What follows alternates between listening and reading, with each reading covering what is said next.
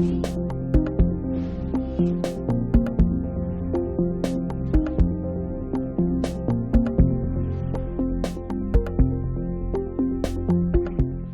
acta de la sesión número 5 se da por aceptada por no haber sido objeto de observaciones. El acta de la sesión número 6 queda a disposición de las señoras y señores diputados. El señor secretario dará lectura a la cuenta. Gracias, Presidenta. Se han recibido los siguientes documentos. Oficio del señor Secretario General de la Corporación, mediante el cual comunica que en la Comisión de Minería y Energía, a contar del miércoles 11 de mayo de 2022, el diputado señor Diego Ibáñez reemplazará en forma permanente al diputado señor Patricio Rosas.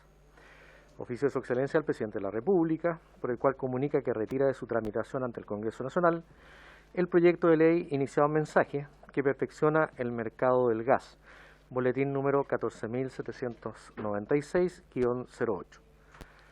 Oficio de la Superintendencia del Medio Ambiente, de fecha 9 de mayo del 2022, por el cual envía respuesta a oficio número 5, en el que se solicitó fiscalizar las labores de exploración de la empresa Sociedad Minera El Águila Limitada, llevadas a cabo en el sector de Camarones de la comuna de Vallenar. Oficio del Servicio Nacional de Geología y Minería, de fecha 5 de mayo de 2022, mediante el cual responde oficio número 04, donde se solicitó fiscalizar las labores de exploración de la empresa Sociedad Minera El Águila Limitada. Oficio del Servicio Nacional de Geología y Minería, de fecha 5 de mayo de 2022, mediante el cual responde el oficio número 6, en el que se solicitó informar sobre la actualización de las patentes mineras. Oficio número 671 de 2022 del Ministerio de Energía, por el cual envía información según lo establecido en las glosas asociadas a la partida 24, capítulo 01, al primer trimestre del presente año, en cumplimiento de la ley número 21.395 de presupuesto del sector público para el año 2022. Además, envía antecedentes adjuntos. Invitación a la inauguración del 10º Congreso Nacional de FESUC, el que se realizará el lunes 16 de mayo en la sede de la OIT, entre las 9 y 13:30 horas, sobre el tema experiencias de regulación del teletrabajo y el derecho a la desconexión.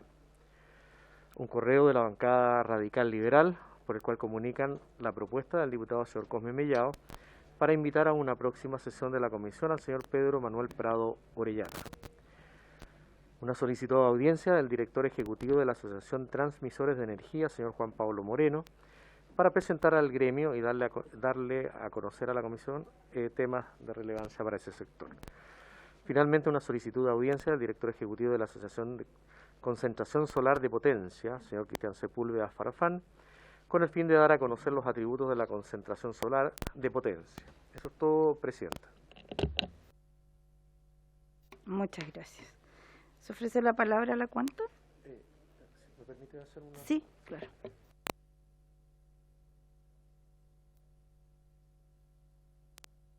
Tienen que tener encendida la cámara y estar en un lugar cerrado.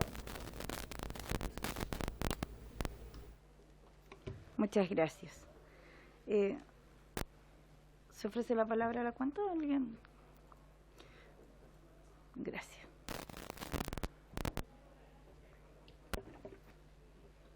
Bien. Sí. Ahora se ofrece la palabra para puntos varios. Gracias, Presidenta. Mire, hace ya más o menos 3 semanas acá preguntamos respecto al proyecto sobre el gas de precio justo. Ahora se leyó en la cuenta de que el presidente retiró el proyecto actual.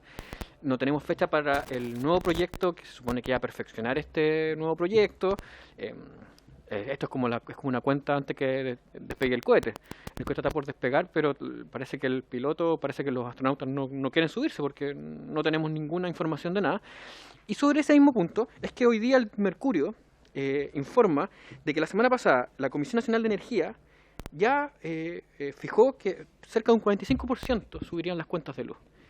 Y lo que llama la atención es que aquí habla de que el gobierno está preparando un proyecto. Yo no sé si lo hablará con ustedes o lo hablará con alguien, el ministro Huepe, porque el ministro Huepe parece que habla solamente con mesas con él solo, porque nadie sabe lo que está pasando, nadie sabe cuál va a ser el mecanismo de que en el segundo semestre sí o sí subirían las cuentas de luz a nivel nacional, y el segundo semestre está a la vuelta de la esquina.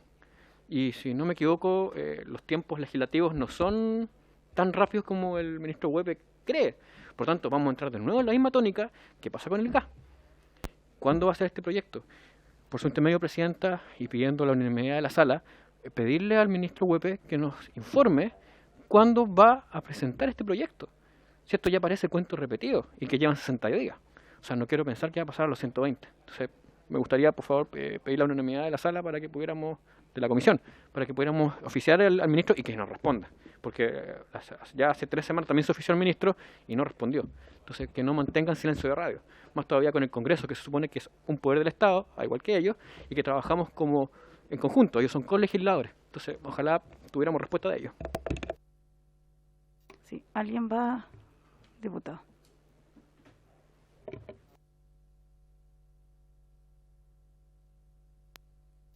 Ahí sí, ahí sí.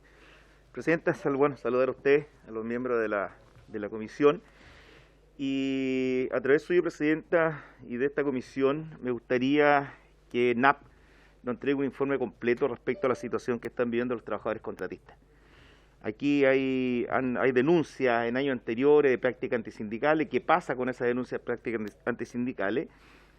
Y por lo demás, que entregue un informe completo respecto al costo en mano de obra que tiene la empresa, tanto funcionarios contratados a planta como los trabajadores contratistas, porque creo que tenemos que entrar a fondo en este tema. Yo soy partidario de que, sobre todo en estas empresas estatales, la operación y la mantención no puede estar en manos de la subcontratación.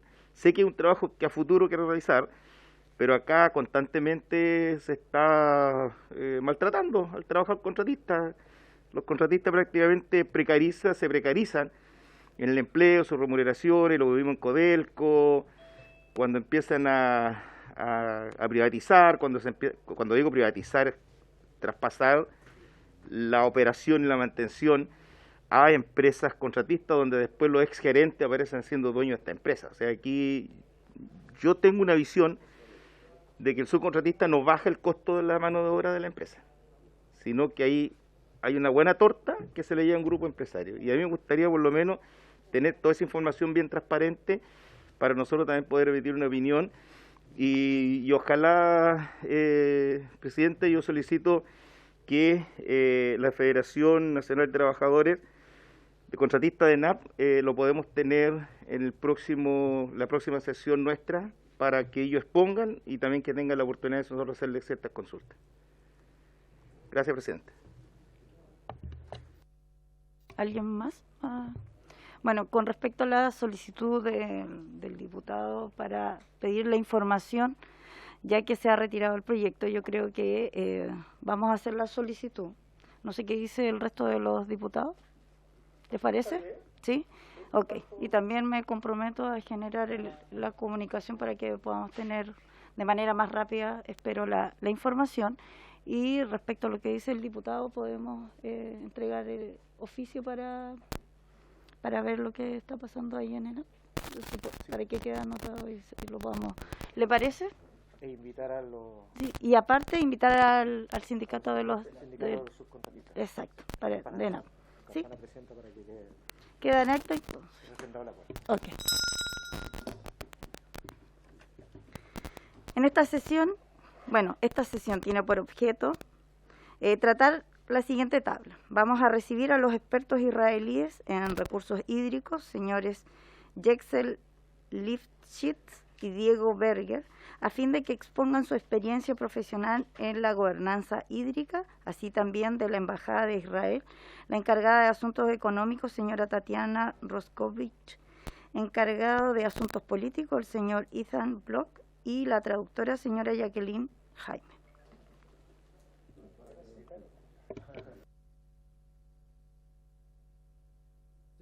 My name is Yecheskel Lifshitz, or in short, Hesi.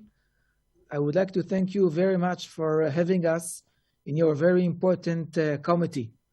So thank you very much for the committee and for the deputies, for their time and for their listening for what we have to say.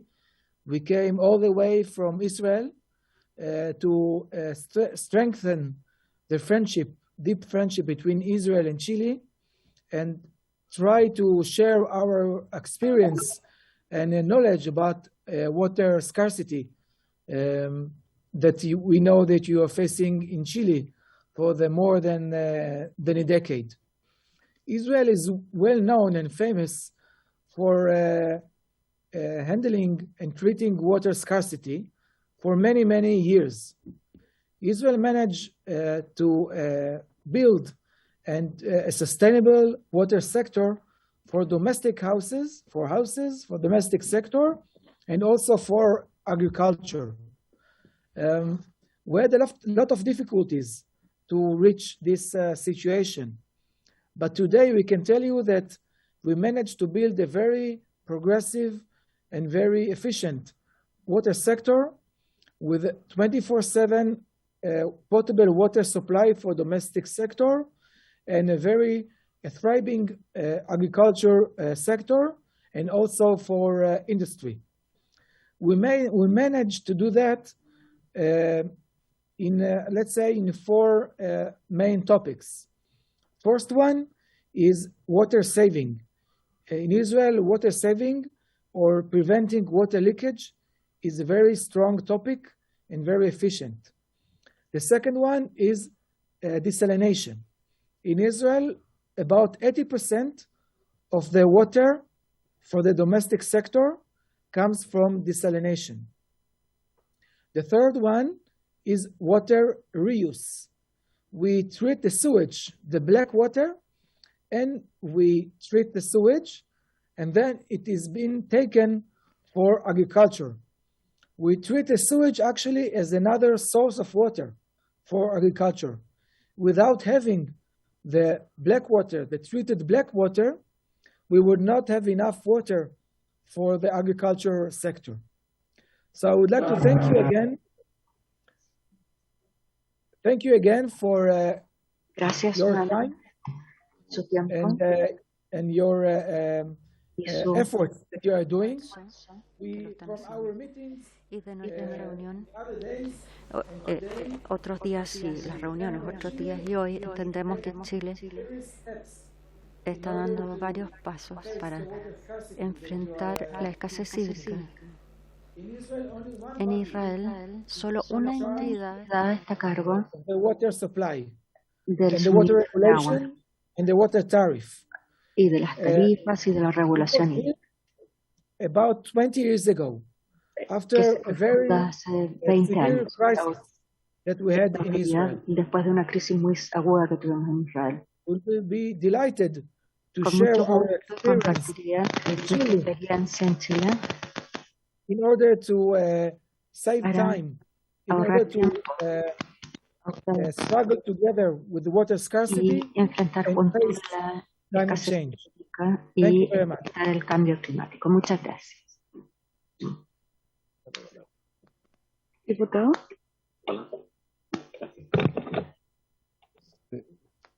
Gracias, Presidenta. Thank you very much. I don't recall your name, but through you, I would like to send my greetings to Marina Rosenberg, the ambassador. And I would like to ask you if, at what point it becomes cost convenient to desalinate water, considering that we have more than 4,000 miles of coast, and we are really reluctant to go straight forward to the desalination. And what would you say is the major problem that Chile faces in order to adopt that technology fast? Do you have any explanation why Chile hasn't gone that way sooner? Bueno, voy a contestarle. Creo que mi nombre es Diego Berger, o sea, yo soy coordinador de los proyectos internacionales de Mekorot. A pesar de haber nacido en Argentina, ya estoy 33 años en Israel y coordino los proyectos en el exterior. Creo que lo que le estaba comentando Gezi anteriormente es que estamos hablando de un proceso. Israel siempre digo que fue bendecido con la falta de recursos hídricos y por eso empezamos con lo que se llama la cultura de la escasez. que es al contrario de lo que tenemos aquí en Latinoamérica, donde ustedes ahora al principio, digamos, de la historia, estaban con una cultura de la abundancia, ahora de repente se están enfrentando, por el cambio climático y otras razones, se están enfrentando a una cultura de la escasez. Israel desde el principio, el Estado de Israel se fundó en esa cultura de la escasez y por eso vinieron todas las medidas que fueron tomadas. Usted está hablando cuándo se transformó en algo que era económicamente viable, o sea, hacer desalinización. O sea, yo lo quiero decir que en un principio el agua, por ejemplo, para agricultura era subsidiada, pero se vio como algo temporario hasta que se llegó a la estructura actual del sector hídrico, en donde todos los costos son cubiertos por la cuenta del agua. Solo quiero comentar, hay 4 pilares que nosotros decimos que son los 4 pilares del sector hídrico, del éxito del sector hídrico israelí, para que entienda la profundidad de eso. El primero es una ley que se hizo en el año 1955 que dice que todo el agua consumida o abastecida debe ser medida. Y acá estamos hablando también de agua para agricultura. Cuando yo hablo de esta ley en América Latina, me dicen, ustedes quieren medir porque quieren cobrar por el agua. Cuando nosotros lo que queremos decir es que no se puede, lo que no se mide y no se conoce no puede ser gestionado. Entonces, durante décadas el agua para agricultura era subsidiada, pero era abastecida. Que eso también lo que produjo es que había el sector agrícola empezó a confiar también en el gobierno, porque sin confianza entre todas las partes no se puede hacer ningún cambio. La segunda ley, que es muy importante para ustedes que son legisladores, es la ley del agua de Israel, del año 1959, que dice todos los tipos de recursos hídricos pertenecen al público y deben ser gestionados para el bien de todos por el Estado. O sea, no existe derechos privados al agua, es todo un bien público y cuando está escrito que son todos los tipos de recursos hídricos, estamos hablando también de los recursos hídricos futuros. O sea, en ese momento no sabían que íbamos a reutilizar efluentes. Entonces es un recurso hídrico que también pertenece al público y también el agua de desalinización. Esos son los 2 primeros pilares. El tercero y cuarto pilar, el tercero lo comentó antes de Geze, que existe solamente un administrador del sector hídrico. Hay un solo responsable por el sector hídrico, que es el director de la Autoridad del Agua. Hasta el año 2005 había más de un ministerio involucrado. A partir de ese momento se cambió la estructura y hay un solo responsable, pero en paralelo se hizo lo que es muy importante. Se le dio las armas para poder hacer lo que hay que hacer. ¿Qué son las armas? Se declaró que el sector hídrico es un sector autofinanciable y cerrado. O sea, todo el dinero que se junta de la cuenta del agua va solo a cubrir, cosas que tienen que ver con el sector hídrico. Hasta el año 2005, por ejemplo, las municipalidades abastecían el agua dentro de la ciudad. Yo que trabajo en la Compañía Nacional de Agua, abastecíamos hasta la entrada de la ciudad. Dentro de la ciudad la municipalidad lo abastecía. Ellos recolectaban el dinero y el dinero que recolectaban dentro de la municipalidad era utilizado para otras cosas, pero no se utilizaba todo para el sector hídrico. Por ejemplo, era para arreglar caminos, para electricidad, para un montón de obras dentro de la municipalidad. A partir del año 2005 se dijo que no, y eso nuevamente tiene algo que ver con un asunto ético y también con un asunto de percepción pública. Porque el consumidor ve que está pagando por el agua y ve que no están haciendo las obras que tienen que hacer. Entonces, a partir del año 2005 se dijo que ese sector es cerrado y el 30% de la cuenta del agua va para proyectos nuevos. O sea, el sector hídrico israelí tiene alrededor de $700 millones por año para proyectos nuevos, entonces no necesitamos ningún tipo de presupuesto estatal para hacer obras. Y nuevamente, cuando nosotros hablamos de un sector hídrico sustentable, hablamos en 2 aspectos fundamentales. El primero es el de los recursos hídricos y el segundo es de los recursos financieros. Y no puede separarse uno de otro porque están totalmente interconectados. Entonces, a su pregunta de cuándo se volvió técnica o económicamente factible, nuevamente, el asunto es plantear una política.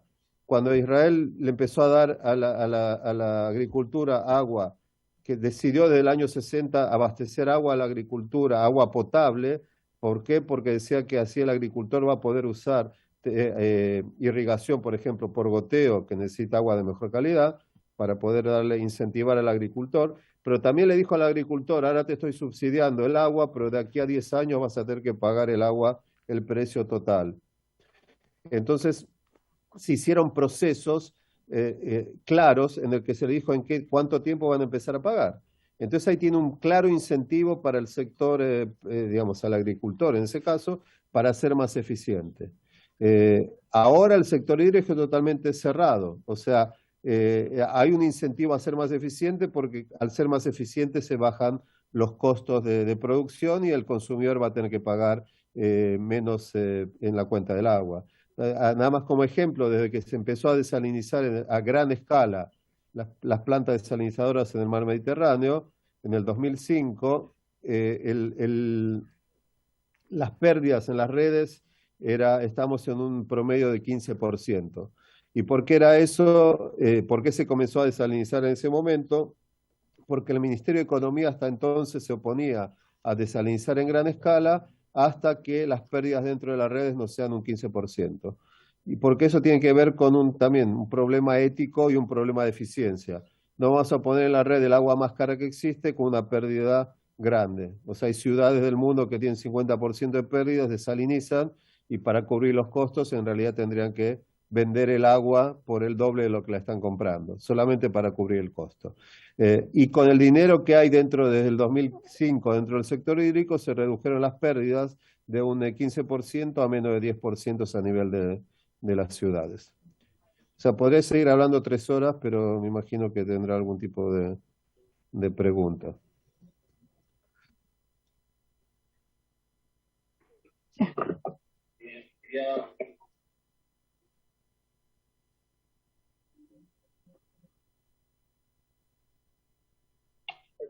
Perdón, muchas gracias, Presidenta. Quería reforzar su explicación de por qué en Chile, teniendo tanto... Why Chile, having so much water, does not desalinize massively. And today we depend on catchments like dams that are not built either. What's the most appropriate way to save our ¿Cuál sería el camino más apropiado? ¿Desalinizar o hacer más embalses? Porque en Chile no estamos haciendo ni lo uno ni lo otro. ¿Sí? No. Yo creo que o sea, es medio complicado explicarles en 2 minutos esto, pero en Israel lo que hacemos es gestión integrativa de recursos hídricos. La solución es no solamente desalinizar y no solamente tener embalses. Cuando hacemos una planificación de un plan maestro de aquí a 30 años, tomando en cuenta todas las soluciones y cuál es el peso de cada una de las soluciones. O sea, la desalinización no es solamente un asunto económico. Cuando usted analiza todos los proyectos existentes, va a ver que es lo más, primero la disponibilidad de los distintos recursos. Usted también puede gestionar la demanda o gestionar la oferta, poner más agua o reducir el consumo. O sea, hay muchas cosas que están en juego. Los embalses yo creo que también es parte de la solución, pero como nosotros sabemos con el cambio climático, de acuerdo a los proyectos que estamos haciendo ahora a largo plazo, el cambio climático posiblemente usted va a tener la misma cantidad de agua. El problema es que va a tener más situaciones extremas. ¿Y por qué está relacionado con los embalses que usted está diciendo? Va a tener más años de inundaciones y más años de sequías. Entonces va a tener que gestionar los excedentes de agua de los años de las vacas gordas para utilizarlo en los años de las vacas flacas.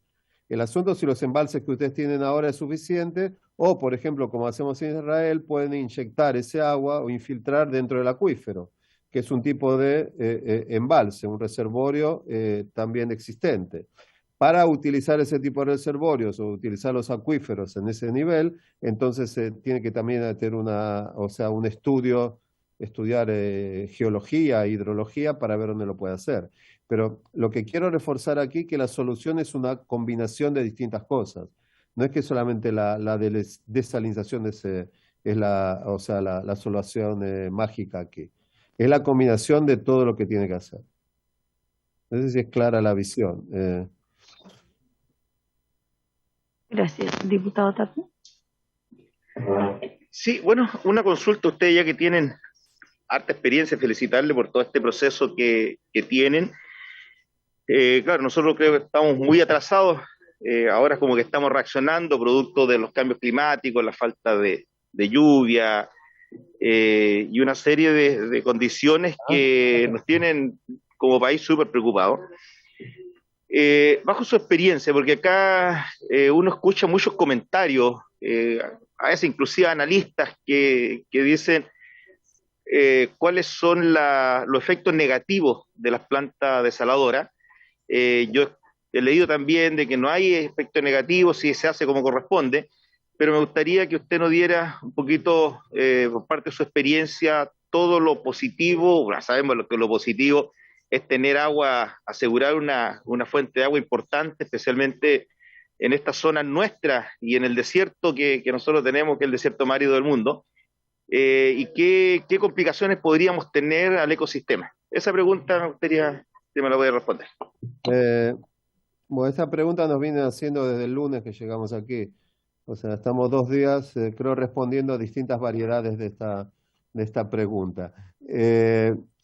Primero, el primer, no voy a decir que está en contra o a favor, pero el primer asunto operacional es que el sector hídrico va a tener que gastar mucho más energía para poder desalinizar. Hasta que empezamos a desalinizar en gran escala, el 2% del consumo de energía eléctrica de Israel era para el sector hídrico.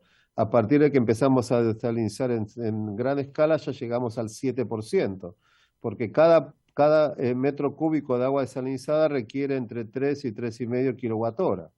O sea que estamos hablando primero de un gran consumo de energía. El segundo, el impacto, cada vez que se hace una planta desalinizadora en gran escala, que tenemos en la costa del Mediterráneo y también en el Mar Rojo, se hace un análisis ambiental para ver cómo, o sea, en base a las corrientes que existentes en el mar, en ese punto, cómo va a ser el emisor que va a poner el concentrado dentro del mar. Entonces, en base a eso se dice a cuánto va a ser el largo, si va a ser 1,5 kilómetros, 2 kilómetros, en qué altura se va a inyectar ese agua y con qué método de difusor se va a hacer.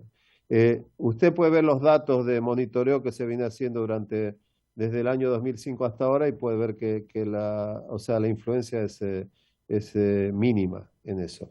Otra, o sea, el medio ambiente, como usted está preguntando. Otra cosa que hay que tomar en cuenta, que las plantas desalinizadoras ahora cada vez quieren ser más eficientes y por eso, por ejemplo, las nuevas ya recuperan gran parte de la energía y de la temperatura. Entonces, cuando llega el agua al mar, ya llega con una temperatura parecida a la que tiene el agua de mar y está bien, viene con una salinidad que es el doble, pero la difusión, de acuerdo a lo que recuerdo, es más o menos en 25 a 30 metros ya la influencia que se ve de ese agua es muy pequeña.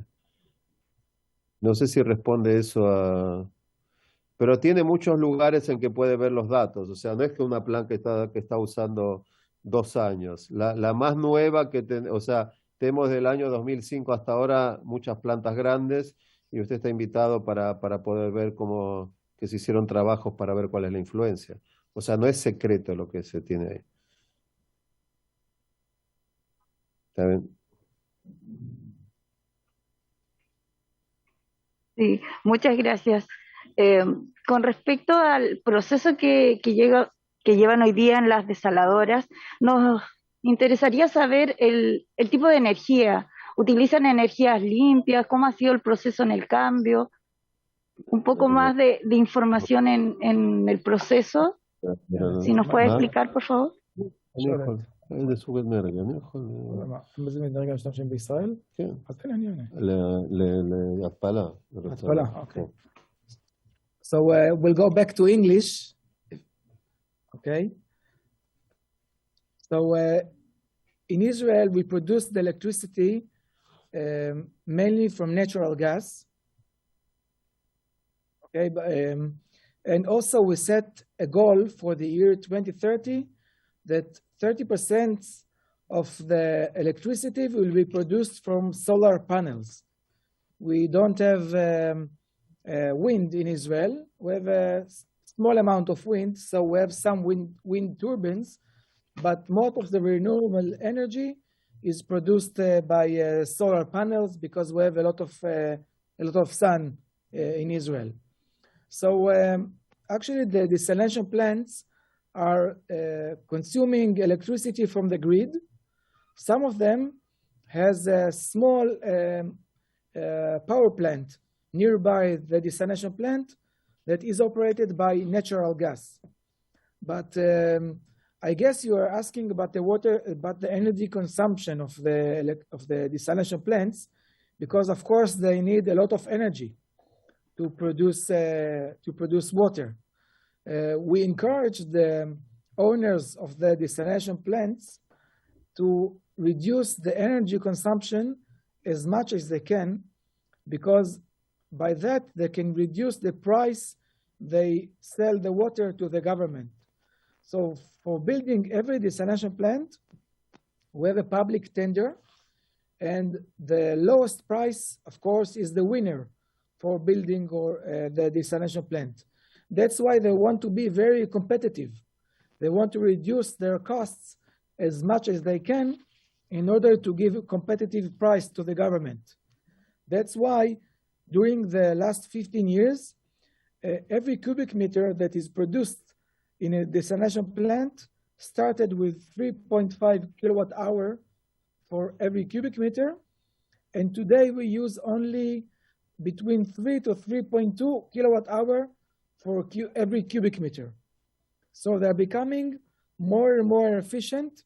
They use technology to be more efficient, and of course to save energy and to give a lower price to the government. Quiero agregar algo también a esta, y yo creo que es fundamental, y nosotros estamos ahora aquí en el Congreso, lo fundamental aquí es la regulación, o sea, cómo el ente regulativo le dice a la compañía de agua o a la planta desaladora que sea más eficiente. Y una de las cosas que intentamos explicar es que todo viene a través de la reglamentación. Por ejemplo, sí, aquí está explicando Jesse que hay que incentivar a la planta a ser más eficiente. ¿Cómo hacemos eso? O sea, si por ejemplo ahora una licitación que se hizo hace unos años, el ganador tiene una planta que ahora está abasteciendo agua por 25 años con un precio de 80 centavos de dólar. Digamos que ahora ellos quieren cambiar el proceso y están siendo más eficientes, usando menos energía, y ahora van a reducir en 10 centavos de dólar. ¿Qué es lo que pasa entonces? ¿Cuál es el incentivo del gobierno? Dice, bueno, ustedes ahora van a ser 10 centavos de dólar más barato, entonces la mitad ustedes ganan y la mitad va para reducción del precio del agua para el consumidor.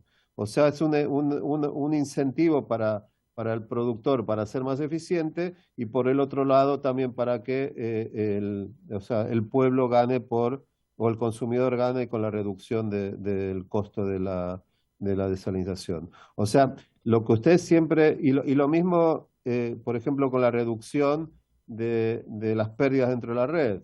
Antes sé que estaban comentando, aquí en Chile tienen lugares con unas pérdidas de unos 30 o 40% en la red. Entonces la reglamentación lo que hace en Israel es que el ente regulator, como GESI, que es el ente regulator nuestro, yo estoy en la Compañía Nacional de Agua, él le puede decir a cualquier compañía que abastece dentro de la ciudad, o sea, usted tiene ahora una pérdida de 12%, quiero que el año que viene usted tiene que estar en 11%. O sea, le da un objetivo que puede ser alcanzable, no un objetivo irreal. O sea, estudiando, no es que le dice cualquier número. En base a eso, si la compañía alcanza ese objetivo, va a ganar una retribución, o sea, como un premio. En el caso de que no la alcance, va a tener que pagar una multa.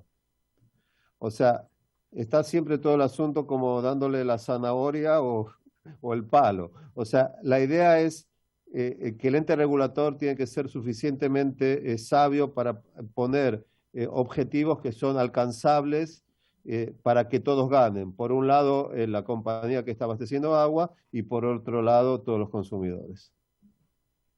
Por eso digo que el rol de ustedes y de hacer un sector hídrico sustentable viene por cómo ustedes trabajan sobre la estructura de ese sector hídrico y cómo ustedes dan las herramientas para reglamentar la gestión de los recursos. Bueno, gracias. Gracias. Diputado. Muchas gracias, Presidenta, por su intermedio. Saludar a los dos expertos que están con nosotros. Me gustaría primero partir diciendo que no es sorpresa para nadie que Israel ha sido un milagro en el desierto, es un oasis, y que no son solo en temas de agua, sino que en temas también de tecnologías médicas están a nivel mundial. Por lo tanto, la presencia de ustedes acá realmente es valorable y de verdad se agradece, porque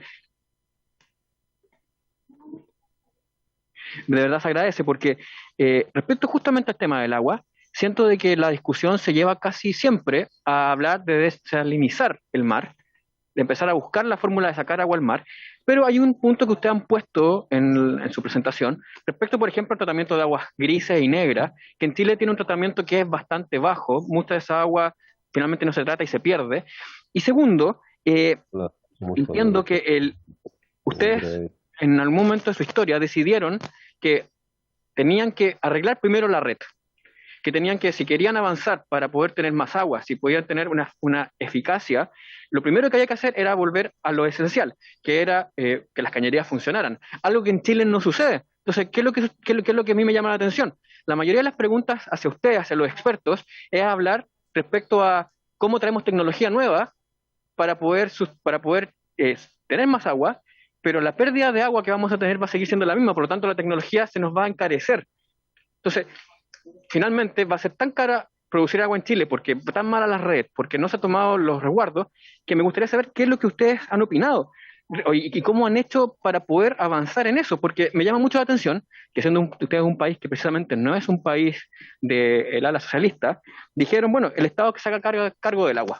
Acá en Chile, decir que el Estado se haga cargo del agua es sinónimo de que uno es de izquierda, pero ustedes han demostrado que el agua no pertenece a un sector, sino que pertenece a todo un pueblo. Entonces, me gustaría saber eso, porque creo que el último paso es llegar a las plantas que van a estar en el mar, pero el camino que ustedes recorrieron para poder llegar a eso y poder usar el agua como la ocupan, es una historia que nosotros tenemos que saber para poder, primero, legislar bien, y segundo, para las autoridades que están en el Ejecutivo puedan escuchar, porque acá en el Congreso podemos avanzar en materia de leyes, pero acá se necesita también que la ideología de algunos y el tema de cómo avanzar con obras, que es el Ejecutivo, se base en experiencias como las que ustedes nos están dando. Bueno, es una pena que no haya visto mi presentación, después se la puedo mandar para que la vean en internet, en un webinar que explico la historia del agua en Israel. Porque yo creo que, como usted está diciendo, de lo que se puede aprender es sobre procesos. Yo digo que ustedes están en una situación y quieren llegar a otra. Es como que una persona quiere hacer una dieta y en realidad el problema es el proceso. Todos quieren tener un sector hídrico que sea autosustentable. El problema es qué es lo que pasa en todo ese proceso para llegar ahí. El hecho de que sea el agua en Israel todo público no quiere decir que tiene que ser ineficiente. El asunto, como le está explicando la reglamentación. Ahí está lo fuerte. Hacer un sector que puede ser sustentable, pero que haga una reglamentación que sea fundamental. Y ahí está, como decimos, con la zanahoria o el palo, cómo usted hace para reglamentar y que haga exactamente para que el sector, por ejemplo, nosotros como utilizamos mucha energía eléctrica, el ente regulador nos dice, bueno, este año tiene que ser 1% por año cada vez utilizar menos energía eléctrica. Si no estamos trabajando de acuerdo a eso, entonces no vamos a ganar dinero, vamos a perder. Entonces lo que quiero decir es que usted dijo que ¿por qué empezamos primero a reducir las pérdidas en la red? No, se hizo en paralelo todo. ¿Por qué? Porque en Israel se comenzó con la cultura de la escasez desde el comienzo. O sea, era evidente que cada gota de agua había que tomarla en cuenta. Por eso se hicieron obras para llevar agua para la agricultura, pero en paralelo, en los años 60, se creó el sistema de riego por goteo. Nuevamente, es por un asunto de necesidad. El hecho de desarrollar tecnologías y de innovación en Israel para el agua y para otros sectores no es por una política, le digo, de ser innovador. Es porque la gente entiende que es una necesidad, el agua es escasa y por eso cuando una persona va a la universidad o empieza a estudiar y ve que hay un problema de agua desde que nació lo está mamando, entonces le va a dar una solución a eso. O sea, Lo que digo es que si no tiene una necesidad, usted nunca va a dar una solución porque no lo ve con un problema. Y posiblemente en algunos lugares de América Latina, como vienen de la cultura de la abundancia, no creían que el agua era un problema y era algo obvio. Y ahora como que se están estrellando, digamos, con la realidad y en el futuro con el cambio climático esta realidad va a ser bastante más complicada. Por eso yo creo que es bueno llegar a una crisis para hacer esos cambios. El asunto hasta cuánto tienen una visión política para poder implementarlos. Porque no es un problema de tecnología. Aquí lo que estamos hablando es más que todo un problema de gestión y digamos, de fuerza política para poder hacer esos cambios. ¿Está bien? Y otra cosa que le voy a comentar, siempre estamos hablando de políticas públicas. En Israel se puede decir que durante todos los años de la vida del Estado de Israel hubo dos políticas que casi no fueron cambiadas o fueron adaptadas solamente. Una es la política del agua, o sea, ningún gobierno la fue cambiando, la fue adaptando a las nuevas necesidades, como yo le estuve explicando con las leyes y ahora que es un sector cerrado. Y otra es la política de seguridad. Pero eso se hace porque hay una identidad de país que quiere ir en una cierta dirección. Y lo que estamos hablando es es correr a largo plazo, ¿entiendes? No es que en 2 años se hacen cambios inmediatos. A pesar de todo, digo, yo soy optimista. O sea, no es que... ¿Está bien?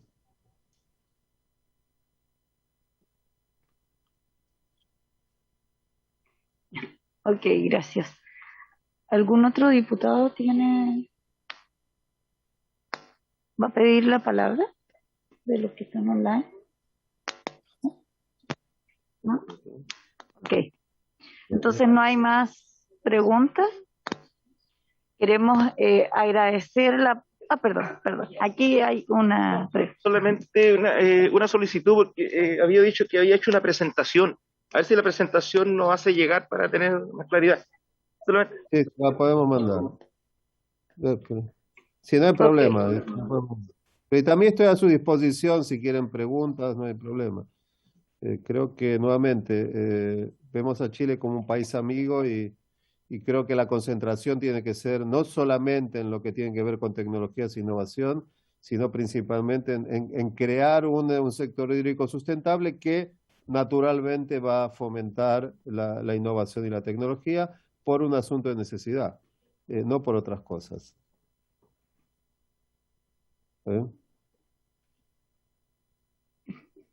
Muchas gracias. Queremos agradecer Presidenta, ¿Sí? ¿me permite hacer una consulta? ¿Hay tiempo? Ok, diputado.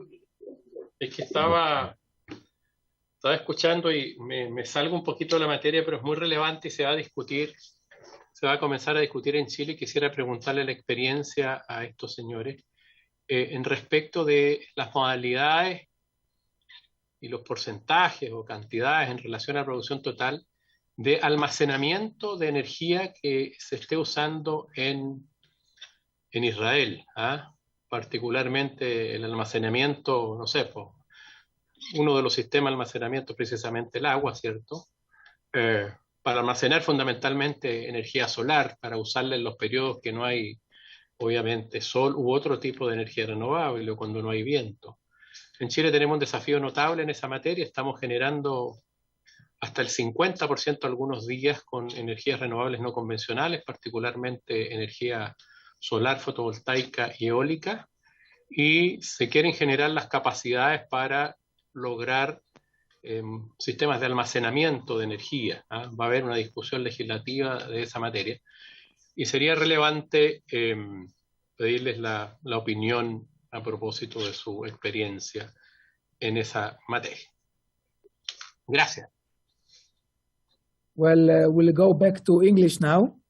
The question is how much storage do we have in Israel regarding to energy? So we are doing only our first steps in electricity storage. It's only the beginning because the technology is pretty new. So we have only few storage facilities in Israel. Currently about let's say 10% of the electricity is produced from solar panel. And as I said before, our goal to the year 2030 is to reach 30%, 30% of the electricity will be produced from solar panels. We know that we have to strengthen the storage because I guess it's the same in Chile. We have sun only during the day. We don't have sun during the night. So we'll have to do progress and to learn more about storage, but we are only at the beginning of the storage. But we have more and more electric cars that come that are imported to Israel, and there are thoughts that maybe by electricity management we can use the electric cars to be a battery for storage. So let's say describe a house that has the solar panels on the rooftop. Maybe it can store the electricity by using the battery of the vehicle, of the electric car. But again, we are only at the beginning. If you are in better stage than Israel, we'll be delighted to learn from your experience because we are doing only our first steps in this sector, in this issue. Okay, thank you. Lo que yo entendí. Dijo que la tecnología de almacenamiento en Israel es bastante nueva. ¿Que un 10%? Actualmente no. Dijo como que la energía que se usa a partir de paneles solares es solo el 10%. Diputado, su micrófono.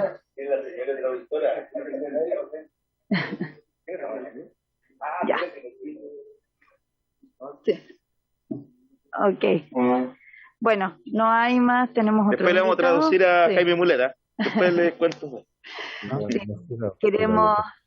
Queremos agradecer, de verdad, sumamente interesante esta entrega de información. Hay mucho que conversar, agradecemos la invitación, vamos a ver ahí cómo lo hacemos.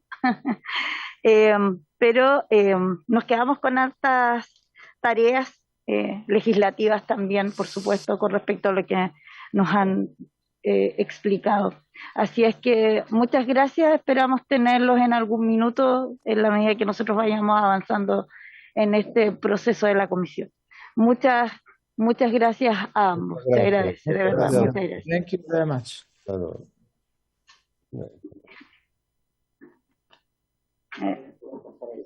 Sí. Bueno, tenemos a otros invitados en nuestra sesión de hoy. Vamos a recibir al presidente ejecutivo de la Asociación Chilena de Comercializadores de Energía, ACEN, AG, señor Eduardo Andrade, para que se refiera acerca de los beneficios a los que podría acceder las pymes del país si tuvieran la posibilidad de optar a ser clientes libres, vinculados con mejores servicios y ahorro en la facultad de electricidad. Le damos la bienvenida entonces al señor Eduardo Andrade. Muchas gracias, señora presidenta, y por su intermedio también saludar a todos los miembros de la comisión y agradecer la invitación a presentarles a ustedes el tema del límite de la potencia. Si me permiten compartir pantalla, me gustaría hacer tener una pequeña presentación.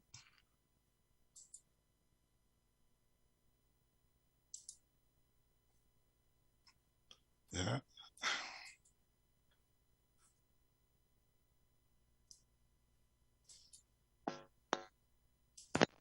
Ya, entendería que están viendo la presentación. La estamos viendo. Ya, gracias. Bueno, en primer lugar, somos la Asociación Chilena de Comercializadores de Energía. Esta es una asociación gremial bastante nueva, fue creada recién en el 2019, ya por un grupo de empresas que eran pioneras en el tema de la comercialización y agregación de demanda de energía eléctrica. ¿Ya? Hoy día la asociación cuenta con 10 empresas, hay otras 3, 4 más que están a punto de entrar. Tenemos cerca de 1000 clientes que ya se atienden a través de estas empresas, que son suministradas por energía a través de estas empresas, y algo así como 3.000 gigawatt-hora año de energía suministrada. Como pueden ver, hay empresas de distinto tipo, hay algunas bien pequeñas y otras que ya tienen tienen importancia en el país, como pueden ser Abastible, Lipigas o Emoac, que es una filial Copec. ¿Cuál es el contexto de los comercializadores? Todo esto va a poder llegar al tema de fondo. Todo esto nace en 1982, cuando se produce la desintegración vertical en el sistema eléctrico chileno, donde se definieron 3 sectores: generación, mercado competitivo, transmisión, monopolio natural, y la distribución, que en ese momento también se definió como un monopolio natural. Y esto es importante, que la distribución, que es la que entregaba la energía ya a la mayor parte de los usuarios, ya sean clientes regulados o pequeña y mediana empresa, era considerada un monopolio natural. Y también la ley consideró 2 tipos de consumidores: los clientes libres, que pueden negociar con suministradores o tener generación propia, y los clientes regulados, que pagan una tarifa que está definida por el Estado a la distribuidora que le está suministrando. ¿Cómo se diferencian este tipo de clientes? ¿Cuál es la regla? Es en función de la potencia conectada, en que todos aquellos que tienen más de 5.000 kilowatts en potencia son clientes libres. Ya aquí estamos hablando de 5.000 kilowatts, estamos hablando ya de empresas relativamente grandes, y por supuesto aquí está toda la gran minería y toda la industria pesada. Después tenemos entre 500 kilowatts y 5.000 kilowatts, que son clientes que pueden optar para ser regulado o libre, y que basta con estar 4 años en la categoría y dar un aviso con 12 meses para cambiarse, para poder ser cliente libre. Y bajo 500 kilowatts, y este es un número que es el relevante, son clientes regulados y cuya única opción para poder ser suministrado es a través de la empresa de distribución local. Ahora, ¿por qué este límite de los 500 kilowatts?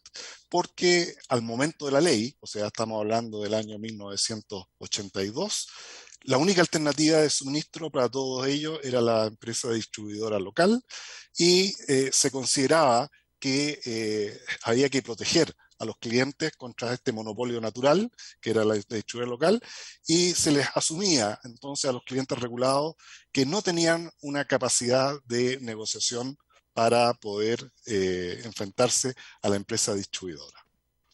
¿Ya?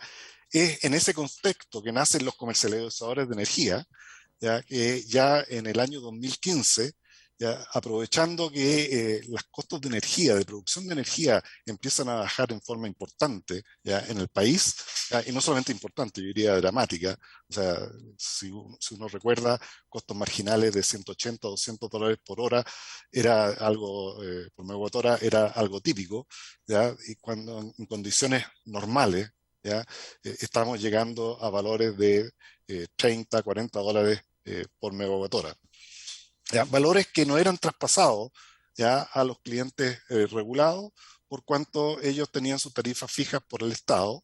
En cambio, los clientes que eran libres podían acceder y rápidamente accedieron a estos menores costos de energía. Entonces, hubo empresas que detectaron esta situación y se constituyeron como empresas de generación, porque la ley es la única figura que les permite, pero cuyo objetivo primario es entregar suministro eléctrico a los clientes libres.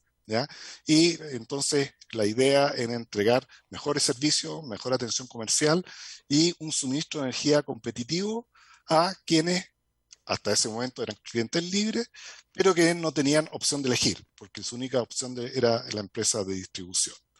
A partir de ese año es que estas empresas de comercialización empiezan a ofrecerle a las empresas, a los clientes libres, en general pymes, suministros de energía. Aquí hay que tener en consideración que los clientes que estamos hablando son pequeñas y medianas empresas, que no tenían oferta por parte de los generadores, ¿ya? Los generadores tradicionales no les interesaba atender a estos pequeños clientes, ¿ya? Por lo tanto, estaban capturados por la empresa de distribución local. Entonces, estas empresas de comercialización se empezaron a acercar a quienes podían ser clientes libres o que ya eran clientes libres y les empezaron a ofrecer servicios más competitivos y también ofertas de energía mucho más favorables. A modo de ejemplo, cuando empezó esto en el año 2015-2016, las tarifas por la energía que a la que tenían acceso estas pequeñas y medianas empresas eran del orden de $100, ¿ya? Y estas empresas empezaron a ofrecer contratos de energía a $55-60. ¿Ya? Hoy día no es extraño encontrar contratos en los cuales el precio de la energía ya ronda bajo los $50. ¿Ya? Esto hizo que en general también las empresas de distribuidoras empezaran a modificar sus ofertas de energía a los clientes libres, por supuesto, ¿ya? Dado que había una gran migración que se estaba produciendo hacia los comercializadores de energía. ¿Ya? Tal como les comentaba, hoy día ya tenemos cerca de más de 1000 clientes. ¿Cuáles son los beneficios de ser cliente libre? ¿Ya? Primero, que pueden escoger su fuente de suministro. ¿Ya? O sea, si quisiéramos y se logra avanzar con el tema de bajar el límite de la potencia, ¿ya? Se podría poner, por ejemplo, el requisito de que toda la energía contratada a través de las empresas de comercialización pudiera ser energía renovable. ¿Ya? Eso se puede hacer, o sea, se puede certificar y se puede lograr que la energía venga de ese tipo de fuentes. Además, los suministros y los contratos se hacen a través de procesos competitivos. Hoy día, los clientes libres que quieran contratar su energía pueden perfectamente solicitar, ya sea vía una licitación o a través de cotizaciones, ofertas por energía y reciben no una como era antes, que era del monopolio, sino que reciben múltiples ofertas, 5, 6, 7, ¿ya? Y que van a ser distintas dependiendo de la cantidad de años del contrato, de la ubicación donde está, de la cantidad de energía, etc. Y adicionalmente acceden a servicios asociados al suministro eléctrico. Y esto básicamente porque la empresa de comercialización, los contratos son de más corto plazo que las empresas de distribución, son contratos a típico 4 o 5 años, ¿ya? Lo que obliga a las empresas de comercialización a mantener encantados a sus clientes, ¿ya? Porque saben que al cabo de los 4 años, 5 años, van a nuevamente a tener que recontratar la energía y para poder recontratarla de forma conveniente, es preferible tener un cliente contento, ¿ya? Y ello se logra precisamente entregando servicios. ¿Y qué servicios se pueden entregar? Son auditorías energéticas, proyectos de eficiencia energética, telemedida, mantenimiento de instalaciones eléctricas, instalaciones solares, ¿ya? Es algo muy, muy típico, proyectos de electromovilidad, etc. Además, el cliente libre negocia el precio de la energía, ¿ya? Los ahorros son significativos. O sea, hoy día un cliente regulado que pasa a cliente libre puede estar pagando un 30% menos en la cuenta de electricidad, en la cuenta total. O sea, es un monto pero importante. Puede negociar condiciones financieras de suministro, plazos de pago, indexadores, intereses, multas, etc. Y por supuesto, acceder a mejores condiciones de atención comercial, ¿ya? Por cuanto, como decía, los comercializadores necesitan tener encantado a su cliente, no como las empresas de distribución que al ser monopolio saben que independiente de la atención comercial que den, el usuario tiene que seguir siendo cliente de ellos.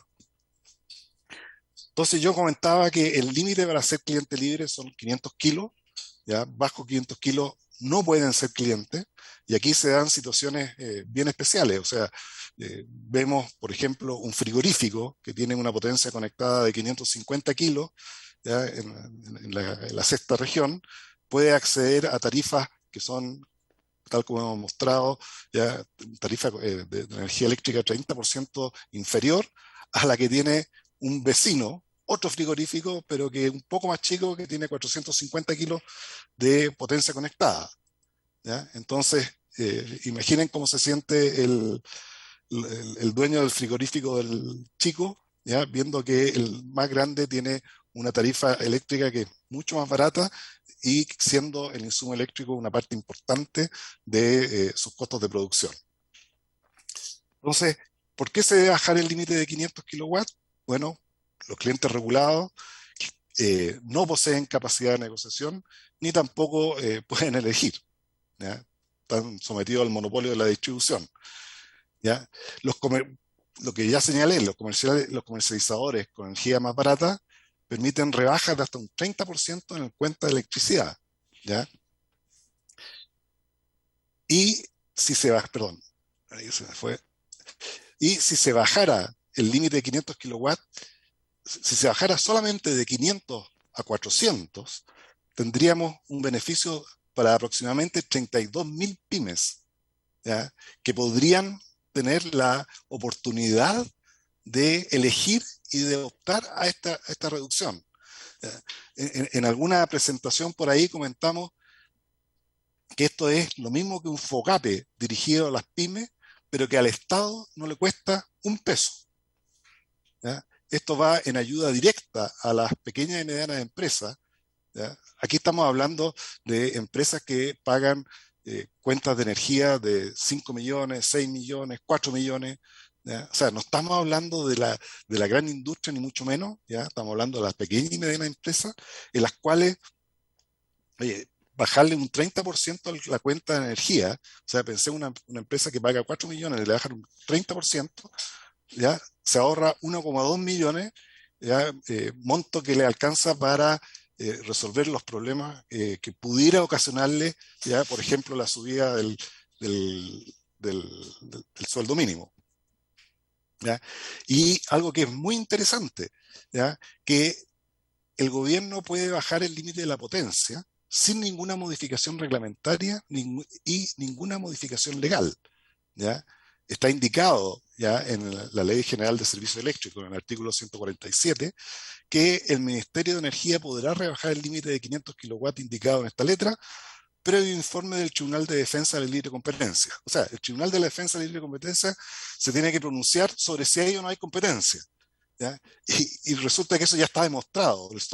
Hoy día ya el ingreso ya de los comercializadores en el mercado de suministro provocó y está causando ya una reducción en los costos de energía, ya en las cuentas de la luz, en forma importante. Y además es un proceso que es competitivo. ¿Cuál es el universo ya de empresas que puede llegar una medida de esta naturaleza? Yo hablé que solamente bajando entre 400 y 500 kilowatts ya teníamos alrededor de 30.000 empresas, ¿ya? Pero si consideramos el universo total de pymes, ¿ya? Resulta que tenemos del orden de 140.000 empresas, negocios, etcétera, ¿ya? Que podrían tener este beneficio de una reducción en sus cuentas. Y, como decíamos, se puede lograr sin ningún tipo de cambio o reglamento en la ley, ¿ya? Esto es la modificación del artículo 147, que durante la administración anterior nosotros conversamos con el gobierno para llevar adelante esto, ¿ya?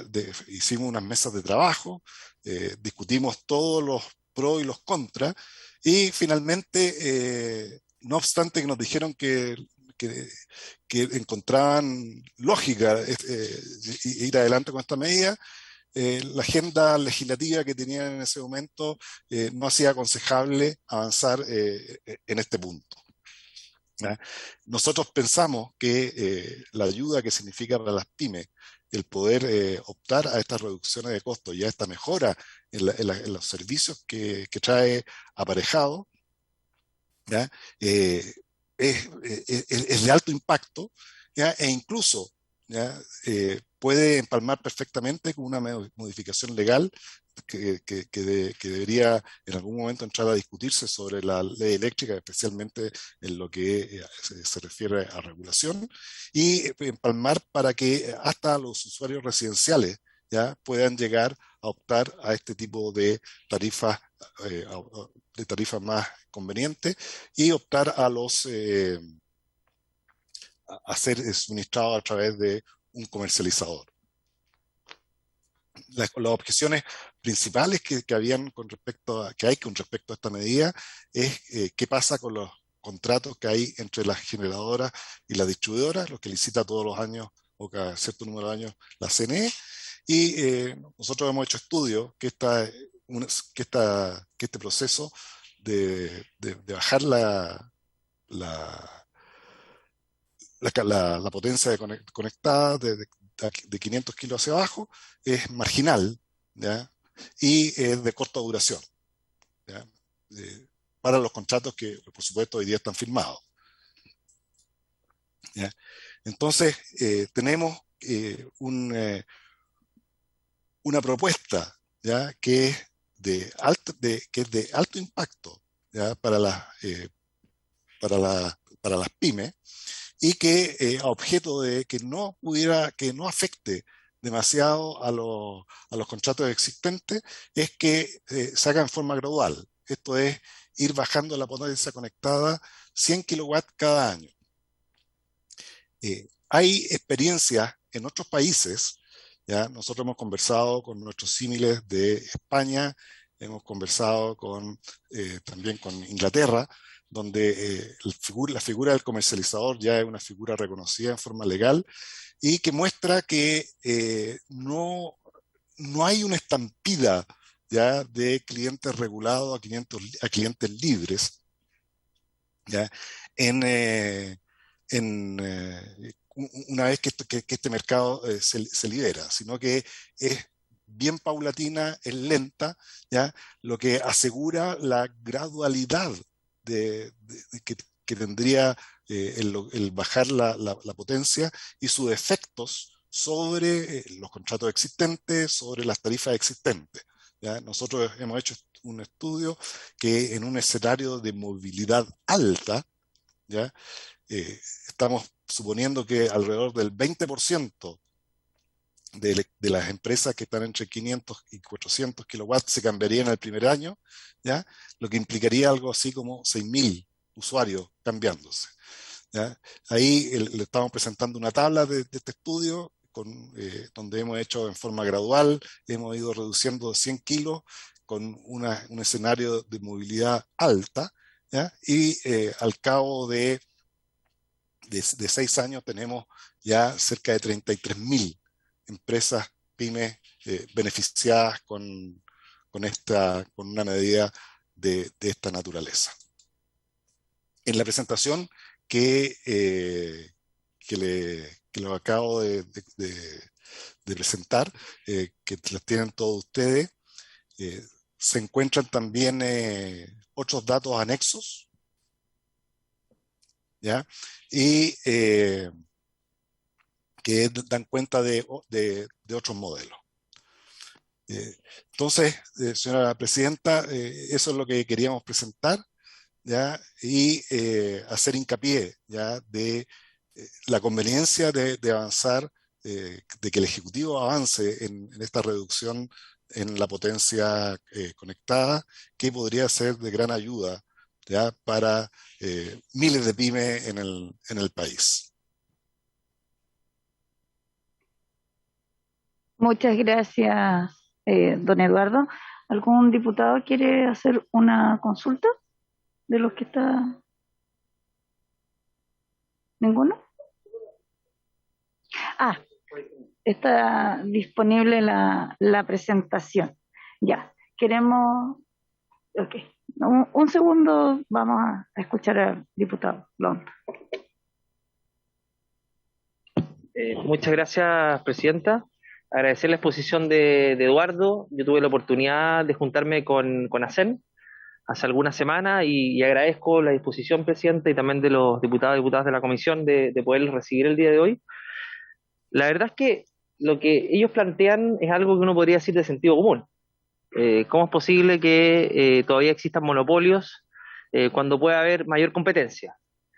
Y es por eso que a mí me llamó poderosamente la atención que al día de hoy sigamos con esto, entendiendo que hay ejemplos que grafican muy bien la injusticia que se está ocurriendo respecto a 180.000 pymes que podrían gradualmente entrar a este sistema donde tengan la libertad de elegir las comercializadoras de energía. Lo que grafica con algunas empresas que teniendo más de 500 kilowatts pagarían menos costo de la energía que quienes tienen menos de 500 kilowatts, habla un poco de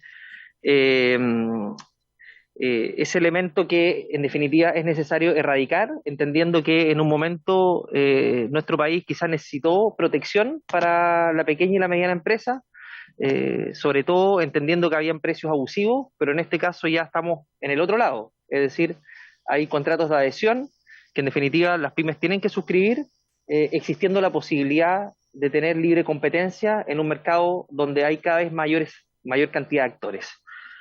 Entendiendo aquello, Presidenta, yo creo que es importante que esta comisión, si tiene a bien usted y los diputados y diputadas, podamos, en razón de lo que establece la ley, el artículo 147, de los servicios eléctricos, poder hacer la consulta al Tribunal de la Libre Competencia. Porque en definitiva, si ellos emiten un informe favorable, el ministro de Energía va a tener mayores elementos sobre la mesa para poder tomar una decisión más informada y poder tomar una decisión que vaya en ese sentido. Entonces nosotros como diputados podemos hacerle la consulta al Tribunal de la Libre Competencia, porque además no dice que el ministro tiene que ir, sino que el Ministerio de Energía va a tomar la decisión una vez que el informe se ha emitido un informe al Tribunal de la Libre Competencia. Porque además esto tiene cero costo para el Estado. Sí, es algo que está ahí. Todas las regiones, yo conversaba con Eduardo, tienen empresas comercializadoras de energía que van a ofrecer sí o sí menores costos en relación a lo que ofrecen hoy día las grandes empresas, que en definitiva, como no tienen opción, obviamente que tienen un precio que en definitiva la pyme tiene que suscribir sí o sí. Y además que cuesta muchos años después salirse de este contrato, y eso obviamente va generando y profundizando ciertas inequidades en perjuicio obviamente de, en este caso, los más pequeños. Así que, Presidenta, yo creo que sería bueno si podemos recabar ese acuerdo en la comisión para solicitar ese informe al Tribunal de la Libre Competencia y que pueda ser remitido no solamente a la comisión, sino que también al Ministro de Energía, quien en definitiva va a tener que tomar esta decisión, y ojalá el día de mañana llegar también a las personas en sus hogares a través de la libre elección también de las empresas comercializadoras de energía, ir bajando gradualmente obviamente los kilowatts para efectos de no hacerlo de golpe y poder hacerlo de buena forma. Muchas gracias, Presidente. Gracias. Muchas gracias, diputado. Bueno, con respecto a lo que acaban de explicar el diputado Longton y don Eduardo, don Eduardo, ¿qué le parece a los diputados que solicitemos este informe ya y se lo hagamos llegar al ministro también para que tenga a su bien esta información y así poder traspasar este beneficio que, como bien dicen, no significa ningún costo, y si sí significa un beneficio para las pymes principalmente, creo que sería muy bueno que al menos podamos hacer la solicitud y ver si es que ahí el ministro y el tribunal nos entrega favorable este informe. ¿Qué les parece? ¿Sí? Acordamos entonces, ya vamos a pedir. ¿Se acuerdan en la comisión? Entonces solicitan. Muchas gracias. Bueno, vamos a agradecerle a don Eduardo toda la entrega de la información, esta explicación que de verdad es muy interesante. Esperamos ahí estarle contando los resultados de lo que nos entregue el informe, ¿cierto? Y seguir avanzando para apoyar principalmente a nuestras pymes, que es lo más importante hoy día. Así es que muchas gracias por su participación. Gracias a usted, señora Presidenta, y por su intermedio a todos los miembros de la comisión por el acuerdo. Muchas gracias, que esté muy bien. Bueno, entonces, habiéndose cumplido el objetivo de esta sesión, se levanta la sesión.